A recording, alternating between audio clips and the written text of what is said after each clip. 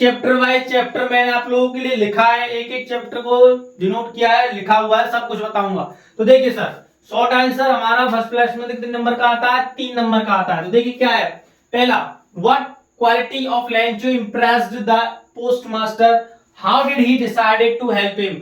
यानी कि ये क्वेश्चन सर, देखिए ये क्वेश्चन सर 2024 यानी 2024 में पूछा गया है कि what qualities of Lencho impressed the postman, how did he decided to help him. यानी कि जो लेंचो की क्या क्वालिटी थी जो पोस्ट मास्टर को इंप्रेस कर गई और उसने उसकी मदद कैसे की, तो ये हमें पता होना चाहिए भाई।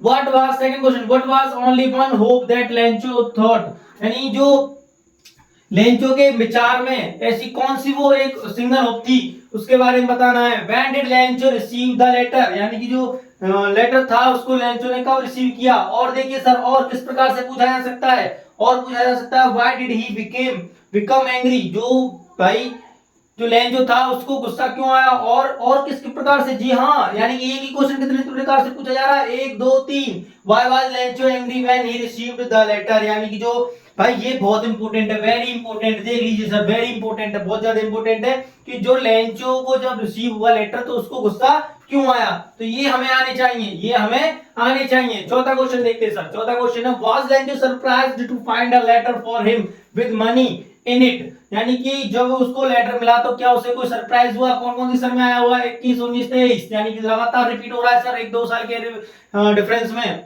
Why did the postman laugh heartily, जो पोस्टमैन था वो दिल से क्यों खुश हुआ। 2 बार आया सर, 2 बार रिपीट हो चुका है ये क्वेश्चन, तो ये चीजें हमें पता होना चाहिए कि सर कौन सा क्वेश्चन रिपीट हो रहा है और उसके ऊपर हमें ध्यान देना है, याद करना, अभी से याद करोगे तब जाके याद होगे। Why did the postmaster send a reply to Lencho's first letter addressed to God, यानी कि जो पोस्ट मास्टर था उसने लेंचो के लेटर को क्या रिप्लाई किया, क्यों रिप्लाई किया। तो सर उसको कितनी बार आया हुआ है, 2 नहीं 3, कितनी बार है sir, 3 bar. What was the single hope for the family of Lencho, यानी लेंचो की फैमिली की जो सिंगल होप थी वो क्या थी, वो सारी चीजें बतानी है सर। तो पहला चैप्टर है सर, ये चैप्टर नंबर कौन सा है, chapter number first, chapter number first, prose का जो फर्स्ट फ्लाइट आपकी जो बुक है, ठीक। नेक्स्ट क्वेश्चन बढ़े आगे, देख लीजिए सर क्या है, 8th क्वेश्चन। इससे मतलब जो क्वेश्चंस वही क्वेश्चंस उठाए गए हैं जो क्वेश्चंस अक्सर पूछे जाते हैं, अक्सर आते हैं, और हम लोग पेपर में क्या ये सोच के बैठ जाते हैं कि भाई 2 क्वेश्चन रिपीट हो रहे हैं इनको याद कर लो हो जाएगा। नहीं जी नहीं, कुछ तो ऐसा ढूंढना होगा जो बिल्कुल आना ही चाहिए। तो सर कुछ ऐसे क्वेश्चंस आपके लिए लिखे गए हैं, बनाए गए हैं जो आपके लिए पक्का 100% आएंगे।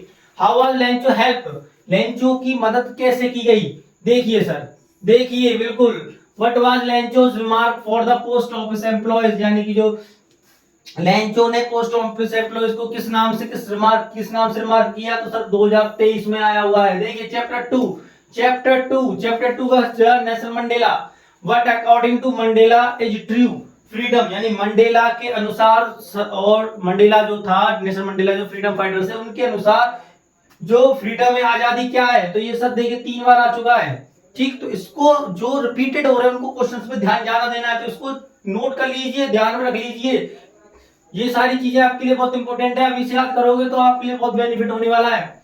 What is the greatest wealth of a nation in Mandela's opinion, यानी जो मंडेला के जो विचार थे उसमें सबसे जो ग्रेटेस्ट वेल्थ, जो धन, जो सबसे बड़ी धन संपत्ति थी वो क्या थी। सर देखिए 2 3, 1 2 3, ठीक। और कैसे पूछा जा सकता है, और ऐसे भी पूछा जा सकता है, what is the greatest wealth of South African Africa according to Nelson Mandela, यानी कि नेल्सन मंडेला ने साउथ अफ्रीका के लिए जो ग्रेटेस्ट वेल्थ थी वो किसको बताया, क्या थी। देखिए सर 23, ठीक है। Who according to Mandela is not free, यानी कि इसके अकॉर्डिंग जो मंडेला थे वो फ्री नहीं थे, क्या चीजें थी जो फ्री, उनकी जो स्वतंत्रता थी उसको छीनती थी।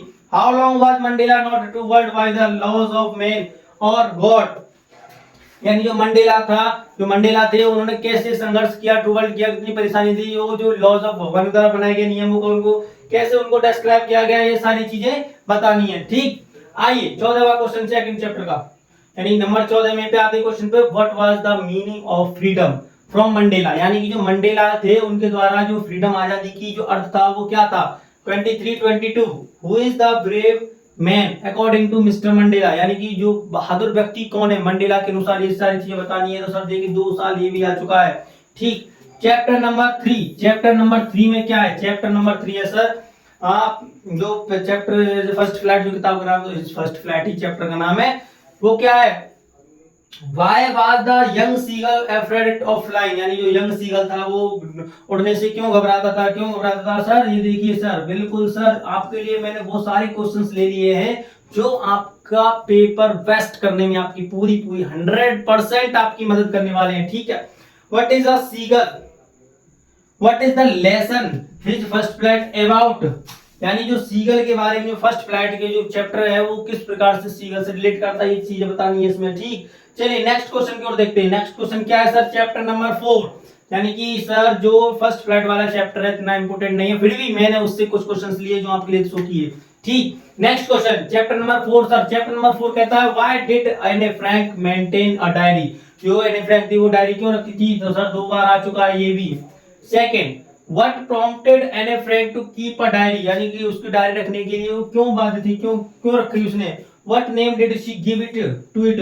जो उसने उस डायरी को क्या नाम दिया, ये भी पूछा जा रहा है सर। दोनों को एक दूसरे के अल्टरनेट पूछा जाता है, तो हमें इनके चीजों के बारे में पढ़ना चाहिए, ठीक? अगला क्वेश्चन, तो आज सिर्फ क्वेश्चंस के बारे में बताना है कि भाई इतने क्वेश्चंस हैं जो आपके लिए इंपोर्टेंट हैं, जो आपको अक्सर पूछे जाते हैं। तो 20 क्वेश्चन है, व्हाट डज एने Frank say about her father and grandmother in her diary? यानी कि जो एने फ्रैंक है, जो लड़की है, उसने अपने पिता और दादी माँ के लिए अपनी डायरी में क्या कहा है सर? देखिए 22, 23, 24। तो I hope this is important.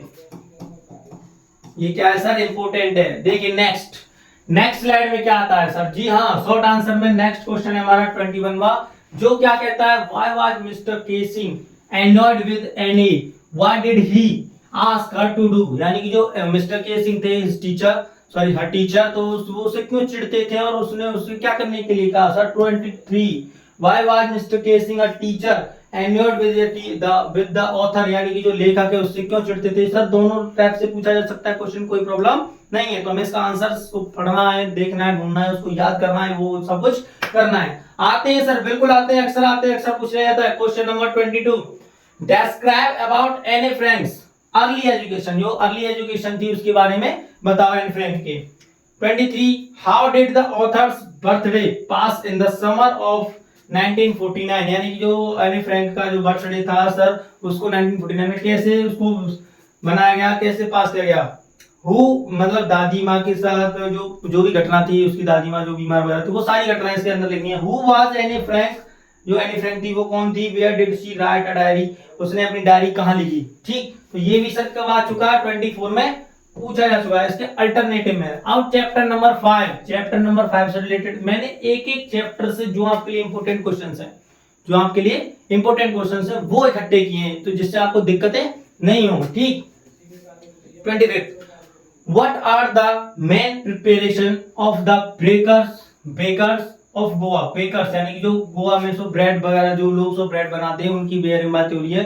तो सर चैप्टर है हमारा, ठीक है, उसके जो गोवा में जो बेकर्स हैं उनको कैसे प्रिपरेशन करते हैं, जो बनाते हैं उसको, वो सारी चीजें बतानी है। 21 और 23 में आ चुका है। What was the result of the incident when Bodhidharma cut off his eyes lid according to an Indian legend? ये कहां से आ गया भाई? चलिए जस्ट सेकंड, एक सेकंड रुके, अभी बताता हूं। तो चलिए दोस्तों, what was the result of the incident when Bodhidharma, ठीक है, cut off his eyelids according to an Indian legend? यानी उस कथा के अनुसार वो क्या कथा है जिसमें बोधिधर्मन ने, उसका क्या रिजल्ट हुआ, क्या प्रमाण हुआ, जिसमें अपनी क्या आईलिड पल के काट ली थी? तो ये क्वेश्चन भी देखिए 2023 में आया हुआ है sir. How do the people of Coorg differ from the Hindu? यानी कि जो हिंदू मेन स्ट्रीम, यानी कि जो कुर्ग के जो लोग हैं वो हिंदू मुख्य धारा है, जो हिंदू धर्म के अनुसार क्यों उनके अलग हैं, उनसे अलग डिफर क्यों है? तो ये जो चैप्टर है, chapter number 5, glimpse of India यानी भारत की झलकें, उसमें से चैप्टर में से गिवन है कुछ क्वेश्चंस आपके लिए। नेक्स्ट क्वेश्चन देखिए, which area is inhabited by a proud martial race and wild creature? यानी कि जो ये भी उसी में से गिवन है। देखिए 2023, 21 और 19 यानी 3 बार गिवन हमारे लिए रिपीट हो चुका है। What is Coorg famous for? यानी कुर्ग फेमस किसके लिए है? ये भी 2022 में गिवन है। तो जो भी क्वेश्चन आ चुके हैं, हमने एक भी क्वेश्चन ऐसा नहीं है जो आपके लिए छोड़ा हो, और आप अभी से स्टार्ट करोगे तो ये सब कुछ भी नहीं है। ये सब how is a baker important for a party और अ फीस्ट इन अ गोवा, यानी इन गोवा, गोवा में जो पार्टियां होती हैं, जो भोजन वगैरह, जो भी दावत वगैरह होती है, उसमें जो बेकर का जो रोल है वो इतना महत्वपूर्ण क्यों है, कैसे है। How does the writer say about the T from Assam, ये भी sir glimpse of India chapter के अंदर दो चैप्टर्स गिवन है आपके लिए, एक है मिजविल दावटा जिसमें हम बेकर वाला पढ़ते हैं, और एक है टी फ्रॉम असम, तो उसके बारे में राइटर क्या कहना चाहता है सर, ये भी 3 बार आ चुका है। ठीक, चलिए नेक्स्ट क्वेश्चन, नेक्स्ट चैप्टर देखते हैं। नेक्स्ट चैप्टर है हमारा what according to the writer is the real play of the author, यानी ऑटर के बारे में उसके जो रियल प्ले, उसका जो मुख्य रोल क्या है।